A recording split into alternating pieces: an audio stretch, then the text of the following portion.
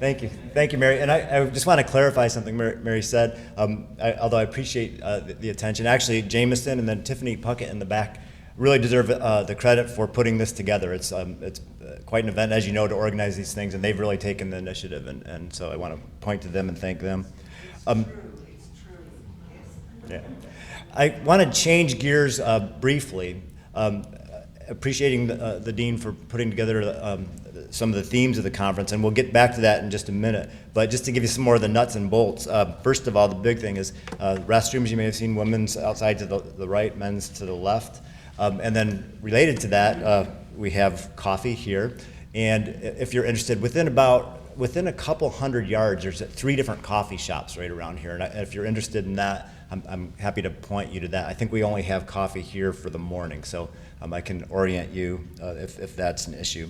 As I mentioned last night, the schedule is generally, we're going to spend about an hour on each presentation. During that hour, the presenter will have about a half hour to convey their information. We'd like to leave about 20 minutes for interactions here at the round table, and then we'll take a 10-minute break. So it's going to be rather loosely organized. We're not going to be holding up signs and moving people forward, or cutting off mics or anything like that. A quick note about the room. We have the room, but I've been informed that they don't lock it when we're away for lunch. They've never had a problem, but I don't want to give you a false sense of certainty about your technology. It also looks like we have a small issue with the outlets. So he said it's best to run on your battery, but there are some outlets there, and he put some power strips in the back. So if you need to recharge, that's the way to do it. So moving forward, I want to introduce Jameson, and he's going to set some of the themes for the conference.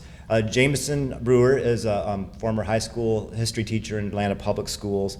Interesting guy that he went through a traditional teacher preparation program, but also was TFA alum, and a highly productive scholar. As an advanced doctoral student, he's got 3 book projects at various stages, and numerous articles. And I want to point out he's putting articles in academic peer-reviewed journals such as Education Policy Analysis Archive, Peabody Journal of Education, but also sees a public intellectual responsibility to engage people at other venues as well. So he writes for Education Week. He had some pieces in Progressive Magazine, for example. So a highly productive scholar, and we're quite thrilled for his efforts in putting this together. So Jameson, you want to come up and offer some introductory remarks? So, of course, I want to start by expressing thanks to the O'Leary Public Policy Fund. They're, of course, making this possible. The College of Education here at the University of Illinois, as well as thanking the Dean for her remarks this morning, kicking off our event. Of course, I want to thank conference participants for your engagement in this process as a matter of academic importance, but also, given the topic of the conference, I want to thank the participants for engaging in such an important discussion that is equally marginalized and at the center of discussion all at the same time. I want to thank Dr. Chris Lubienski for his now years of support, mentorship, guidance, and collaboration in and with examining some of the most important issues related to education. We've been working for almost a year and a half to bring this conference to fruition, and the topic surrounding the impact of privatization and marketization of teacher preparation in the teaching profession is more important than ever. Dana Goldstein calls the teaching profession the nation's most embattled profession that has always struggled to assert itself. Perhaps it never has. So what are the advantages and possible dangers of opening the teacher preparation sector to non-university-based providers? How does the course of study prescribed for teacher candidates change to align with the assumptions of the market? And how do those compete and compare to the assumptions that we find in the colleges of education? I feel confident that the collection of papers here addresses questions that are important for a large swath of the population. As a former teacher myself, now teaching pre-service teachers, I find that students recognize the importance of theory in their training, but long for an understanding of the realities that await them on the other side of our college doors. Much of the presentations and conversations over the next 2 days will offer thorough examinations of efforts to privatize teacher preparation in the teaching profession. In my view, as alternative certification programs like Teach for America continue to grow in popularity, they represent new forms of competition that must also be addressed by colleges of education. As such, colleges of ed are at a moment in time like never before where they must think about these new forms of competition. They need to decide how to match the marketing power of TFA and the likes, how to respond to efforts to harness market forces like choice and competition to improve the K-12 classroom.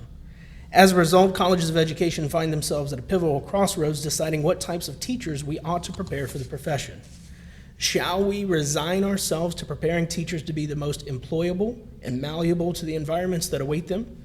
Or shall we commit ourselves to educating teachers who will challenge not only the students they are tasked with teaching, but also challenge the teaching profession and those who seek to alter it for the better or the worse? To those ends, we've asked the participants here to consider a wide range of questions related to privatization and teacher preparation. Among those are we seeing an era of change in how we prepare teachers? To what extent are market models and forces promoting and shaping any of those changes? What are the potential benefits and drawbacks?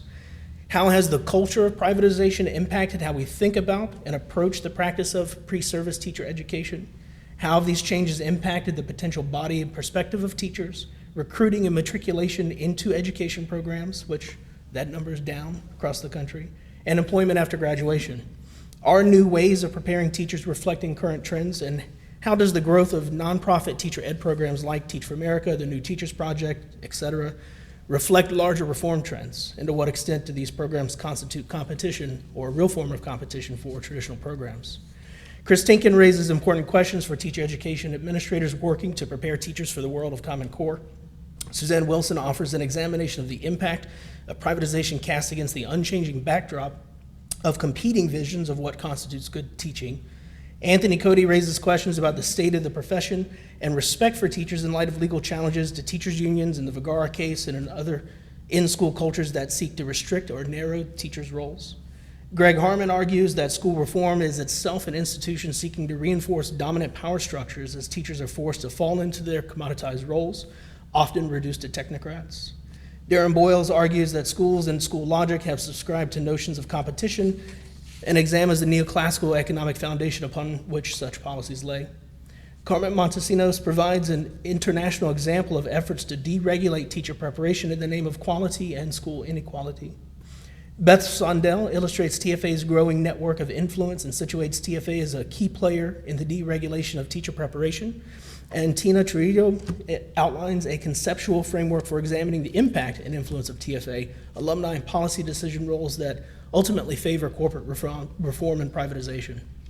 That brief overview of papers only begins to scratch the surface of what each author has to offer towards answering the questions at hand. I'm grateful for the opportunity to collaborate, debate, and discuss the impact of privatization and marketization on teacher preparation and the teaching profession with such great minds.